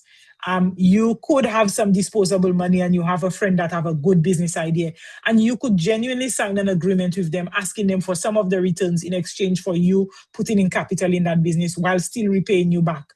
So there's a lot of ways you can invest in different things. So likewise, instead of the person going to a credit union or a bank and you have some money you want to invest, look at the proposal, see if it's something that makes sense, and put your money into it with confidence and help the person grow the business. And you never know, you might get more returns than you anticipate. So there are very different types of investment. What you have to consider when making investment is the risk you're willing to take and what the return is going to be. So how much risk can you afford to take and how much return you want back on it, right? And again, there are many banks now, I believe, who offer different types of investment in terms of stocks and bonds. Again, I'm not familiar with it. One investment I can tell you that I am familiar with and I rather put my money is real estate. So again, real estate doesn't have to mean, it should not be assets that are depreciating like a vehicle. But you can invest in land. Like I told you, I will find out for our next session what Grenada, not Grenada, St. Vincent and the Grenadines and St. Kitts and Nevis has to offer in terms of investing in land and property and how you can access funds for that, okay? Let me see the time. Okay, we have time. So we've explored the fundamentals of investing and various types of how you can invest. I want to encourage you again. Before you can get started on investments, you need to set clear financial goals. Determine what you want to achieve. Educate yourself on what is available on your investment options and create a budget. You see how a budget comes up so often in this? Choose an investment that aligns with your financial goals, okay? Start small. You don't need to go big, just start small if that's what you choose to do. And monitor and adjust regularly. As you go ahead, your circumstances will change, so you can change.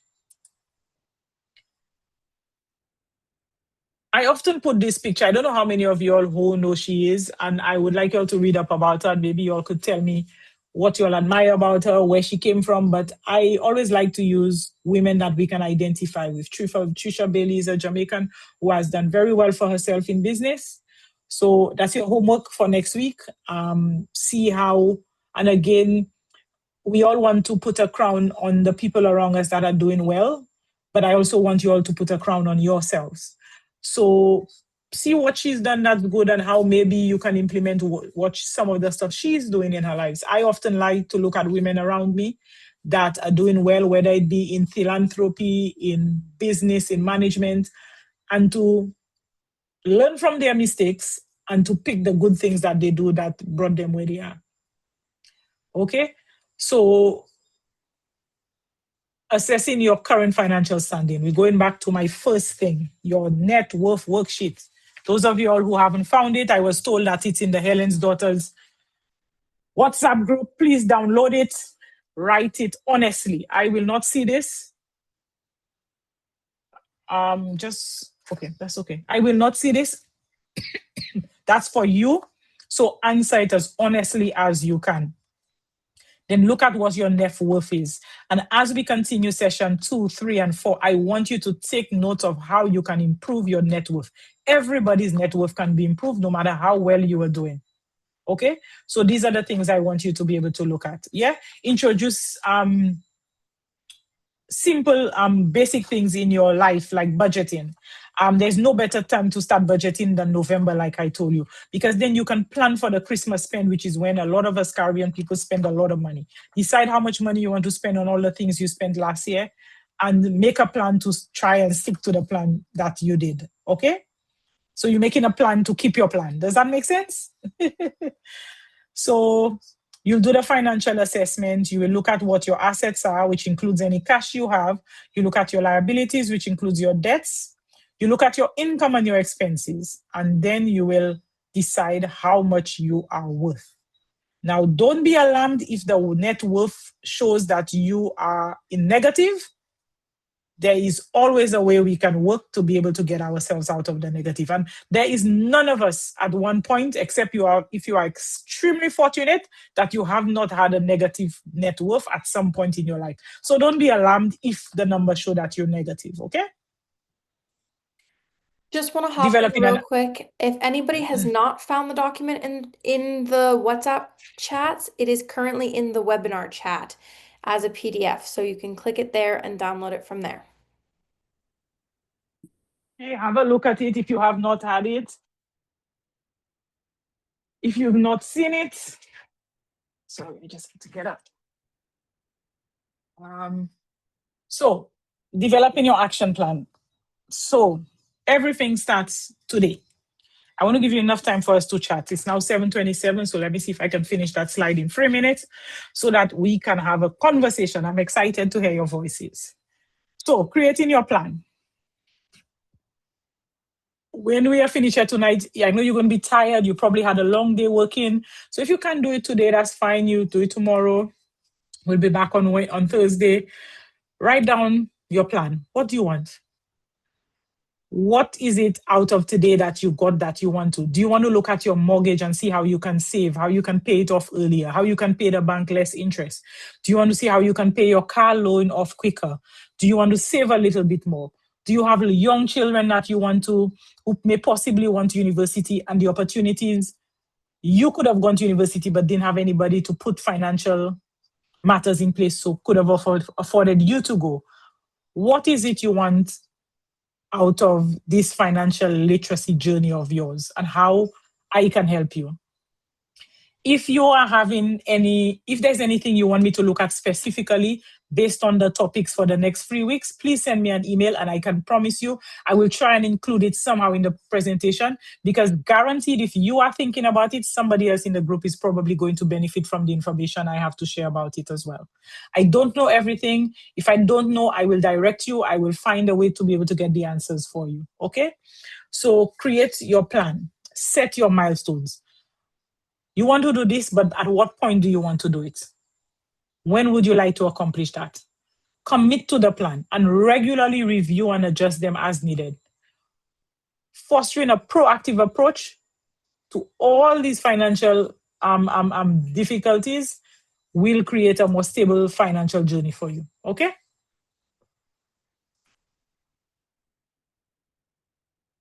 So commitment to action is crucial in the success on your financial journey. That means holding yourself accountable for the steps outlined in your action plan. I am here with you for 4 consecutive sessions, but after that, I am not here. I may not be able to answer your emails in real time to be able to give you advice. How are you going to hold yourself accountable for some of the things we've spoken here? How are you going to prioritize your finances and make the right decisions about them? How are you going to educate yourself and ask questions when you go for loans? How are you going to now sit down and say, this credit card bill is too high? How can I reduce it? How are you now going to say, I have this small business. We are doing the thing on business next week. What questions can I come with to be able to assist me so that I am not living with barely enough money to make ends meet? Okay? How can I improve my income and reduce my outgoings? Right? So these are the things that I would like you to commit to. Consider sharing your goals with a trusted friend or family member who can provide support and encouragement. You might also want to join a financial literacy group. I'm not sure how many of those there are. I know here at Helen's Daughters, we do a T-Cozy where it has been beneficial for members. So maybe that's something you can look out for when they have it next. So we're not just doing this program now and then we're leaving you high and dry. We're hoping that we can catch up and see where you fall short without judgment and how we can assist you and empower you to get back on your feet. Okay? Developing an action plan, setting milestones, and committing to actions are essential steps to your journey towards financial freedom. By taking these steps, you will not only improve your financial knowledge, but also gain confidence in managing your financing, ultimately leading to greater financial independence and security. Okay? So, we are going to open the floor for discussions. I just want to remind you to be respectful, to understand that finances can be challenging, and we all come from diverse backgrounds with various degrees of how our finances are shaping out. So please, let's be supportive and respectful towards each other's experiences and questions. If something isn't clear and you need further communication, I can explain to you. Privacy. Should you want to share information of any personal or sensitive nature, I encourage you to do so through a private message and ask to remain anonymous or contact me directly. This will help maintain your confidentiality. So let us use this opportunity to learn, support, and empower each other. Every question or insight shared enriches our collective understanding. Okay? But one more thing before I go back into the questions, because I know we might have quite a few questions. So this is my name, my email address, and it is on the paper that was shared. Our next sessions are accessing credit and funding. This is going to be, I think all of you will want to be part of it because you'll want to know how you can get free money. There's no such thing as free money, I'll tell you that too, but how you can access grants and loans in your different communities and countries. Then the next one, for those of you in business, I will provide you with a lot of tools, experiences, setting up businesses and running and keeping a successful business, okay? And business taxes and regulations, which is important for growth in your business. We'll do that on the last session. Half of the session will be on that, and the last half will be on any questions that you will want to ask me. So let me go back to question and answers, and I open the floor to you. All right, everyone. The raise hand feature has now been enabled. If you want to raise your hand, we will go in order by whoever raises it first, and I will allow you to talk and ask your question to Davy. Alternatively, you could still continue to put your questions in the Q&A box. Somebody asked about an example of developing a plan. So when I talk about a financial plan, it's basically what I was saying. What is it that, where you see, after you've done the net worth, have a look at it.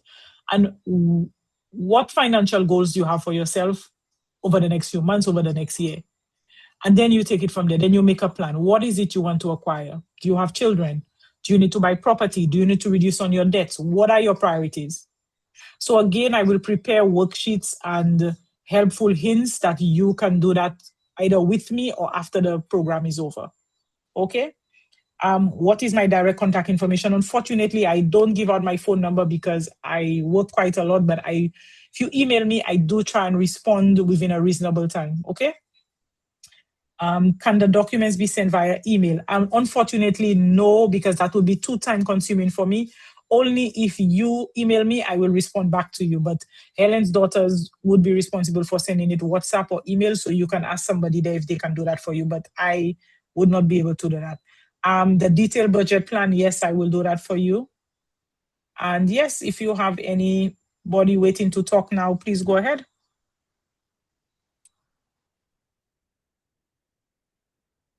Hi, good evening. Hi. Hi. So I'm currently employed and the organization provides health insurance. Do you think should I consider doing personal health insurance as well, or should I essentially just let it stand as is and invest in that if there becomes a need for that? Okay, so first question I would ask you, do you know what your health insurance entails? Most people don't, so Yes. I'm asking you. So do you know what Yes, your I do. coverage is for? Do you know what your coverage is for major medical? Do you know what your coverage is for dental, for optometrists? Do you know these things? Yes, I'm actually the Okay, HR assistant with my organization, so I'm no problem. supposed to So know it. do you feel you need more coverage than you have at the moment?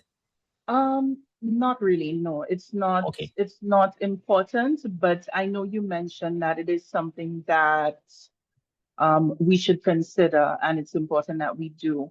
So So next again, the question. question. Yeah, sure. Go Next ahead. question. I have to ask you a few questions before I can answer you. When you Okay. leave your company, if you live in good standing, can you independently take over that insurance? Or Currently, we does don't it have a. stop? It's depending on your tenure with the organization. So, if you spend a certain number of years, maybe 10 years or more, Mhm. that is something that they would consider providing you Yeah. with. But generally, anything less than that, once you leave, insurance ends. Okay. So these are the factors you consider in whether to take a secondary insurance. Whether you're getting close to retirement, if when you leave, you are able to, companies will not normally pay for it for you, but they would allow you to stay, like the insurance company would allow you to move on and pay for it yourself. Some Okay. companies would just cut you off. The reason Okay. I'm asking that is when the insurance company, if you leave the organization and you have to restart again, then because of your age, whatever ailments you may have, the insurance recalculates your risk and the insurance can be so much more expensive than if you had just Okay. continued it. Okay. So some people of my clients, what I advise them to do is if they know they're going to leave or they're going to retire, prior to that, take out a secondary insurance Okay. so that it comes within the same realms of where they are. However, I Okay. don't believe there's such a thing as being overinsured. I am part of 3 insurance groups, right? When I Okay. claim 80, when I get 80% on one, I put in the claim for the 20 on the other one because I pay both of them and I'm entitled to do that, if that makes sense to Mhm. you. Yeah, definitely. So I if know I had a because. scan and I had my annuals the other day, it came to a few $1,000s. I get that amount of money, and then the balance I take the EBO and send it to the next one. But again, I don't see insurance as for the mundane little things. I'm being honest. Mhm. If you some things I don't claim on, it's for the big things. When you will Okay. need air ambulance to Matnik, when you will have possibly, I'm not wishing that to anybody, but if you happen to have cancer and you need cancer treatment, these are the things that insurance covers that people normally cannot pay for you. Does that make sense? Yeah, If you definitely, have definitely. children too, it's important that they are covered under it because normally when you have insurance, you can just pay a small amount and your family is covered under it. So if your husband, if anybody's responsibility for health would come under you and you have a policy, just include them if you are able to. Mm. Okay, So you definitely. can look at a secondary insurance if you would like, if you think you don't have enough coverage, or if you think that your tenure with the organization who provides it with you is coming to an end and you may not get it, then these are things definitely to consider. And if you need help in finding one, I am happy to refer you. Okay, thank you so much for that. No problem. You're more than welcome. Okay.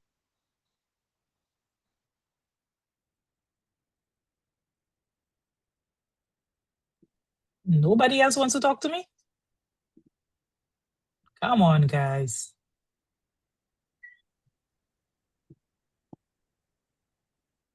162 people logged on and you guys don't want to talk to me? Nah. We have Maureen on Really? right now. So Maureen, feel Okay. free to ask your question. Good evening, Go Miss ahead, David Maureen. Daniels.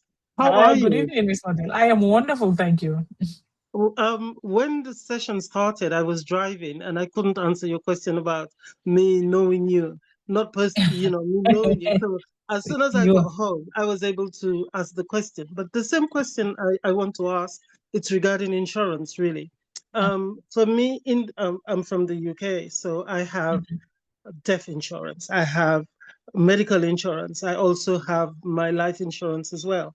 But being in St. Lucia and having, a business, I realized that I do need insurance in St. Lucia.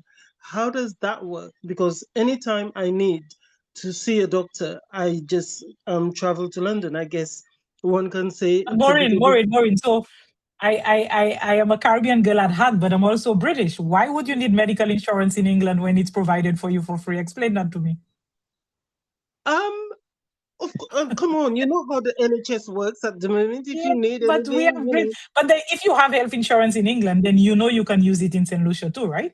The same way, similarly, I have health insurance in St. Lucia. If I go to the UK and I get medical services, or Canada, or the States, or Martinique, they will reimburse me. So if your medical insurance is intact paid, then you can use it anywhere.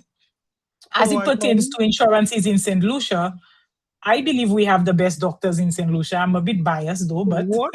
No, um, you I are.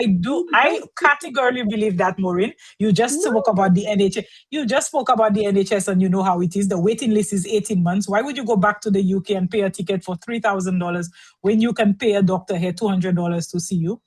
So get health insurance here and stay here. You will realize the healthcare here, the facilities are bad, but we have the best doctors in St. Lucia. I can guarantee you that. Oh, I'd like Okay. for you to name one for me to me, please. I will privately. I don't want to be biased on Okay. online. All right then. But yeah, health insurance is a wonderful thing to have, particularly when you live in the Caribbean. Maureen, Mhm. you're British. There is something called the UK Global Health Card. You can apply for it, and you will be able to access free healthcare in Martinique, Saint Martin, all the European associated countries in the Caribbean. So you Just can talk to me remember, privately about that, the UK and I has will. come out of Brexit. No, The no, UK but has come out we of used to Brexit, have and that the doesn't apply anymore. no. We used to have the European Union health card. It's now called UK Global, and it Oh, was okay. an agreement signed. So when you can message me privately, and I'll send the information how you can get it. Okay then. Thank you so Okay, much. But it's you are good to more than have you back welcome, my on dear. board. Thank No you. Take problem. care. See you. Bye-bye. All right. Yeah, okay.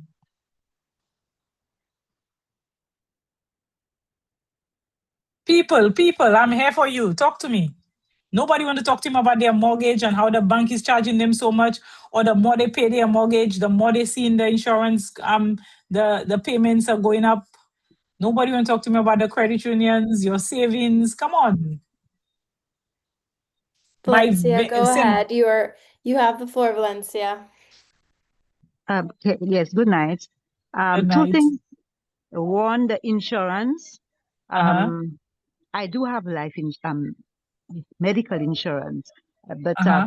when we have medical insurance, we have to be careful because we have to know how much you're Mm-hmm. covering for certain things. Because, for example, Mm-hmm. I have the insurance and I had to do therapy. Now, Mm-hmm. what they covered for the therapy was very little. I and I had to do it privately because the hospitals had such a long waiting list, Mm-hmm. and I needed to do it in a hurry. So when I did it privately, it was a lot more. Let's say it was Mm-hmm. 250 for one session, whereas the local hospitals would have done it for about $30. For Mm-hmm. $30, and that is what the insurance covers, only $30. And they Mm-hmm. have to do the co-insurance and this and that. So we have to Mm-hmm. know this into what amount the insurance covers, so that Mm-hmm. when we go and do our medicals and things like that, we know what we can expect to get back from them. So that is Mm-hmm. important. So that's number one. Number two, with the credit union, I found that I had a loan with the bank, and Mm-hmm. the interest rate was high. When we decided to move from the credit union to from the bank to the credit union, we found that the interest rate was much lower. We had two loans, a mortgage and a vehicle loan. We were able to pay off the vehicle, and the payment to the core credit union was much lower, much. The same time frame, the Mhm. payment to the credit union was a lot lower than if we had stayed in the bank. So I guess Mhm. times can change. Mhm. There was a time when the credit union was very high, but now the interest Mhm. rates have gone down considerably, as much as 4% too in some instances. Yes, so that's Okay, something well, to thanks for sharing that with me, but I'll go back to your points as you gave me them. So, number yeah, one, you spoke about the health insurance. So, I am very yeah, happy you brought up that point. And that yeah, goes back to my point earlier that you don't put your signature to anything until you understand it. And I yeah. see a lot of patients every day who don't know what their criterias are with the insurance. So, for instance, insurance is normally 80%, 20%. Of late, after COVID, a lot of the insurances are 65, 35, and people don't even know Yeah. that. So it's only when they're Mhm, ready to pay them, they see that. mhm, Some of the insurances are really cheap because of the $30 issues you said, right? They will mhm, put the thing at a bare minimum, and then you bought it, you don't even realize that, and they'll only pay you 80% of the $30. So look mhm, at your policies, look at the things that are important to you and your family, and ask questions before you take out the policies. Also, don't ever be afraid of comparing policies before you decide to take one. Some are better than the others, some will suit you better than others. Check out the policies of different plans before. Now, you don't have to go, if you go directly to an insurance company, then they'll only offer you theirs. But they're really good insurance brokers in St. Lucia who will look at different plans from different companies and help you make the best decision for you. Fantastic mhm. question, and I hope everybody gets out of that. Your next point was about the credit union and the bank. And I appreciate your question. I understand what you're saying. I would also be interested to see whether or not your shares and your savings in the credit union had to do with the interest rate they offered you. And that is what people don't look at too. Even with the banks, if you have a lot of savings in the bank, you can command a better interest rate with the bank and a better negotiating terms for what you have. Everything boils down to individual circumstance. Traditionally, the credit unions borrow at a more expensive rate. However, I did say in my presentation that of late, the credit unions are having sales and are competing with the banks. And they are trying to get the customers back from the banks. So some of the interest rates are lower based on the period of time. So Christmas is coming. I saw one of them had something on vehicle loans at lower interest rates. That will happen temporarily. But you have to remember you are also a shareholder in the credit union. They are holding your shares and your money. So that could be dependent on how much interest that you pay as well. Okay. So I appreciate Okay. that. And if the credit union works for you, I'm not discouraging. I just like to give the information so people can make informed choices. Yeah. Yeah. Okay. Thank you. All No right. problem. No problem. All right then. Thank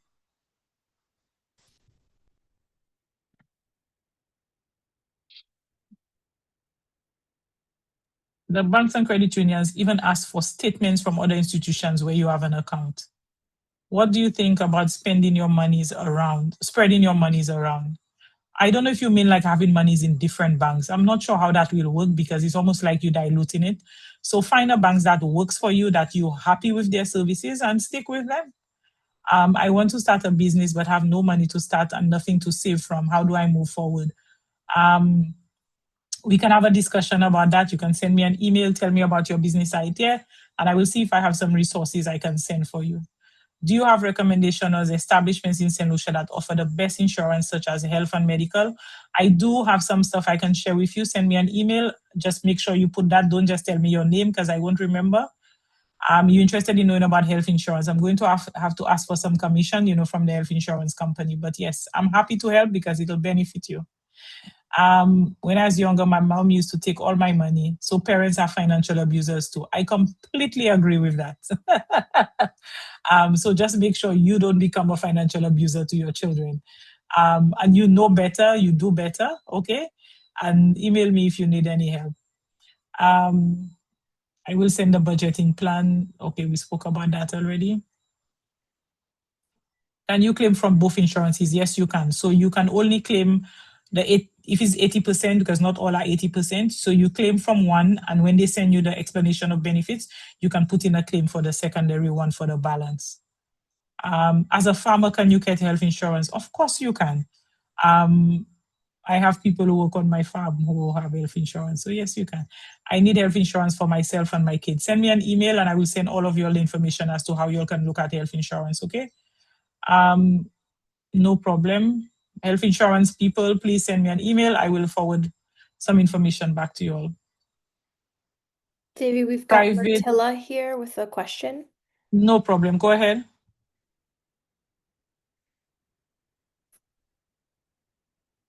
Go ahead.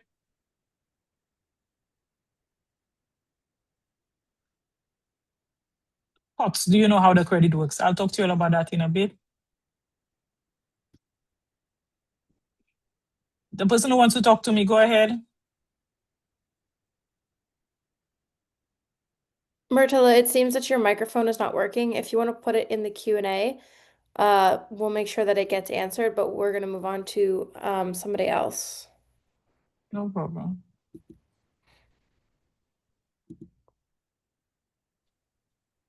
Hi, good evening. Hi. Yes, that was with the point the previous caller spoke about. Um, with the insurance. I have a friend of mine who has medical insurance and she needed some urgent care. But however, the insurance companies go and shop around. They do not care whether the quality of that care that they're getting is not what is ideal, but they themselves will shop around and offer the cheapest one.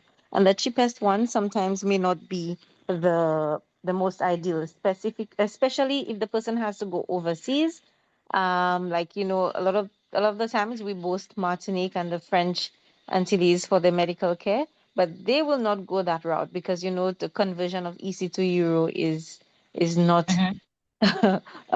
EC to EC. So they will look for something that is subpar and offer it. And because of that, this lady has been suffering so much with this condition. And even when we did look at the insurances, it it says that you will get your care, the same 80%, 80/20.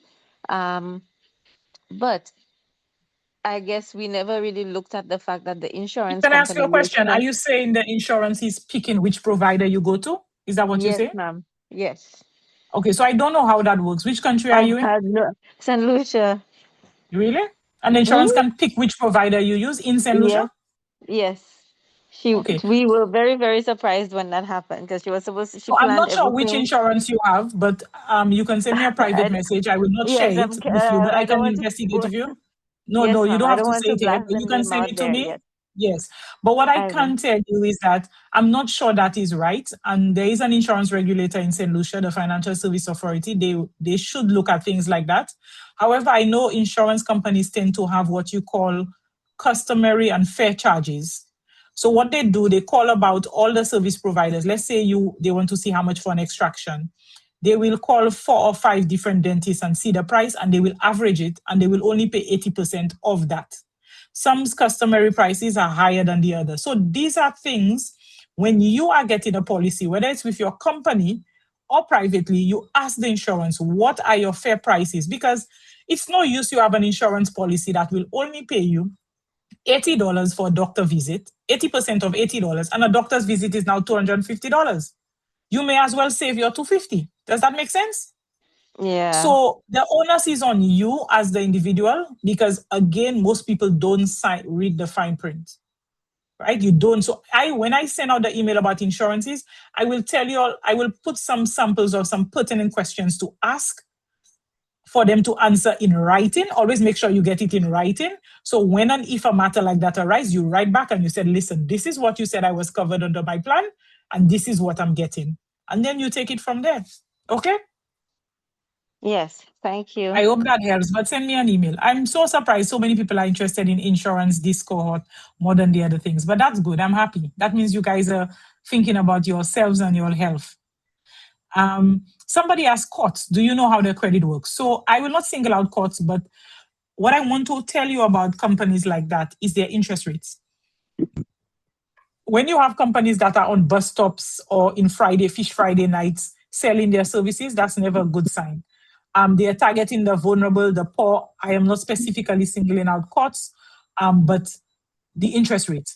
I understood one of these organizations had an interest rate at 48% for some agricultural stuff. Always look at the interest rates and look at the penalties if you don't pay. Okay? So somebody asked that question. If you want more information, message me. If you pay your mortgage fortnightly instead of monthly, can it help to reduce the mortgage? That would depend on a number of factors. And next week, when I bring up the mortgage calculator, which all the banks use in the EC, I can happily show you how that works. And maybe I can put in a calculation. Or maybe you can email me privately and I can use your calculation anonymously to share with the group how it works, okay? Why is it when you get a loan from a commercial bank and they give you a month payment, you can't split that month into 2 equal parts fortnightly and actually get to pay a lesser amount in interest overall? Not sure if it's the same in St. Lucia, but in FGC, it doesn't matter. It's applied to the same. So again, I will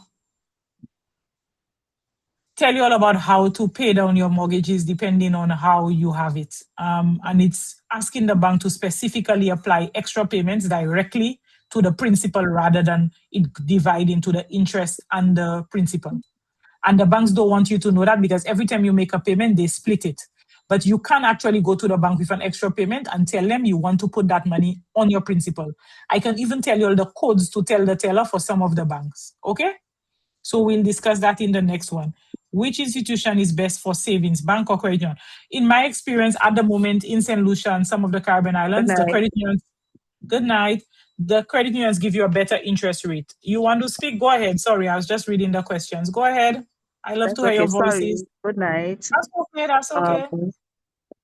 Are there insurance company out there that are readily available to provide insurance for crops and livestock?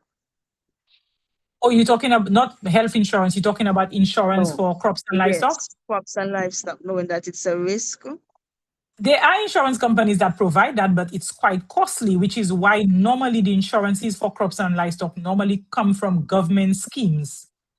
I can find out information from an agricultural officer for you about that, but I know for sure the insurance companies offer that, but they are very costly, very costly. And how do they go about with the payouts? With the what? With the payouts. When a natural Because I disaster can happens, have- an assessor comes I out can to have- assess. An assessor would come out? Yes. And are there any criteria to claim, especially when I'm it sure. comes to livestock? I'm sure there would be. And that's why I think that insuring crops and livestock is probably prohibitive in the Caribbean because of the natural disasters that we face, which is why it is so expensive. And normally it's the government. So I know in St. Lucia, we had a program through Windban or one of these places where you would pay an insurance for your bananas. And then I've never heard of it for livestock, but I can inquire for you and tell you on the next. Would you get paid for your bananas if they are stolen? If you insured it for that, of course you would. You have to ask for the insurance you want, and I'm sure you'll get it. It's just that I'm telling you already, I know it's very costly because of the risk. No problem. Thank you so much. No problem. No problem. All right, I think we have time for one more question. Go ahead. Teresa, Hello, You good may have to evening. give me. Yeah, no problem. Go ahead. Hello, good evening. Hi, good evening. Okay, at the beginning of the session, to me, I swear I heard you say there is a penalty for paying the loan before time. Did I hear you say that? There could be a lot of mortgages have what you call early payment penalties, but most people don't know that they're there. Because why I'm asking that, I heard you say that because I think I've had that experience because I think I took a loan many times when Scotia was there. And I always pay it early because I am the person, I don't like debts, right?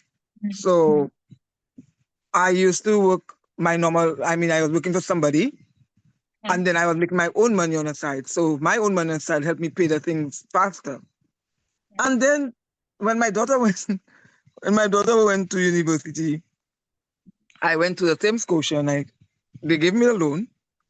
But this time the lady told me, you're going to sign a paper stating that you're going to be paying it in 5 years. And I'm like, what was that?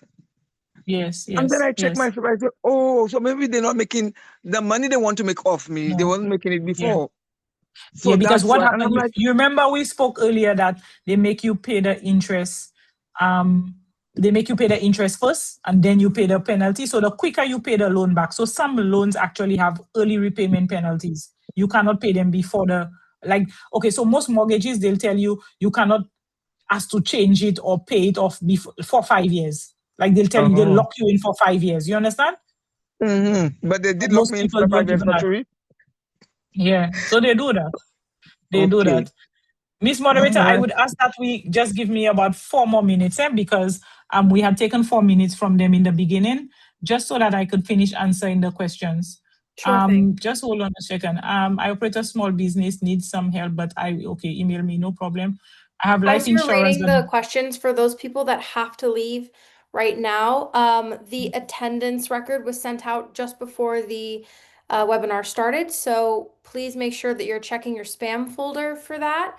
If you need the handout, it is in the chat. It is linked in the chat box. And be sure to look out for any other handouts for future sessions in the WhatsApp group chats.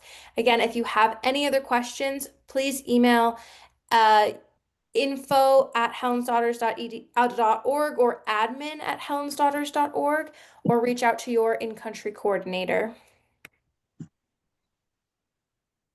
okay, to the person who said that they bought a farm and they generated, and they save everything they generate from the farm, but they buy the input with their personal money. Is that a good practice?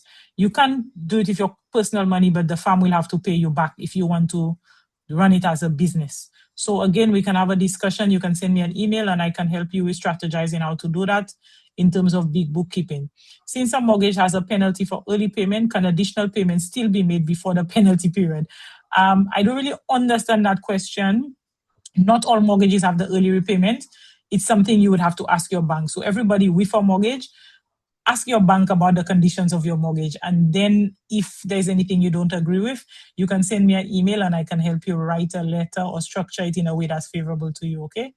There is now insurance through the government for plantain and bananas. So thank you very much for answering that question. I didn't realize they had that back. I'm guessing that's St. Lucia, but livestock, there is nowhere near on the list. That was to answer the person's question earlier. Which institutions are better to acquire loans from, banks or credit unions? Again, traditionally, I know the bank's interest rates are lower, but the bank's criteria is probably a bit more strict than the credit union. And the reason the credit union is higher is because they are more risk averse. They take in more risk than the bank. I am waiting patiently on the section of your presentation, paying directly on your loan. Okay, so that's next week. The assumption here is that persons are below the age of 60 or so. Insurance firms are not kind to older folk. Okay, so for the older people, and Correra, that's definitely a St. Vincent name, so I'm guessing you're in St. Vincent. There are insurance companies like Nagico, I know now, that insure people until they're 80 years. So if you had previous insurance, you might be able to speak to an insurance company about insuring you. It may be a bit more costly, but it might still be worth it. The other thing is, if you are part of certain organizations, like here in St. Lucia, the Seventh-day Adventist Church has a group insurance that benefits for all their members. So you look at joining an organization that already has an insurance thing and see how that can benefit you. I will ask your individual coordinators to do some research on that for me.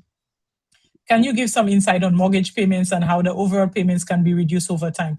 Next week, that's coming up, so please show up. I have a life insurance, never considered health, but know why. Happy you shared, gonna look into it. Great stuff. I am super happy that you all are considering that. I operate some small business, need some help. So yeah, you guys can email me again. Normally after these sessions, I'm inundated with email. I promise you I get back to everybody, maybe not in the time that you would want me to, but I will get back to you. Normally before, so any emails I get this week, you will get it before the session on Tuesday next week. And any emails I get next week, you'll get it before. So normally it takes me probably sooner, but on average, I try and respond before the week is out, okay? I just want to say a special thank you to everybody. This was an awesome session. I didn't expect so many things about the insurance. So next time I'll come prepared. What I would like you to do, look at the topics for next week. Let me put them up on the screen. And if there is any questions at all you want, something you'd like me to look into before Thursday, try and send it to me to this evening so I can do some research. If I can't, I'll direct you to the right place, okay? Absolutely amazing session. Thank you to the moderator. Thank you to everybody. 150 of you are still on. Hats off to Helen's daughters for putting this together and giving me the opportunity to speak to you all. I'm always happy to help, and thank you so much again. And I look forward to seeing all of you next week, okay? Thank you, everybody. Thank you, Davy. And to everybody else, thank you again for joining us today. We hope you enjoyed it and look forward to welcoming you back for our next session. Miss Daniel, if you want to leave your contact information on the screen, I know we had a lot of people who are wondering about that. And you finally got your camera going. It's good to see you. Thank you, everybody else. Thanks for coming. Be sure to check your emails because the attendance registration was sent out before the program started.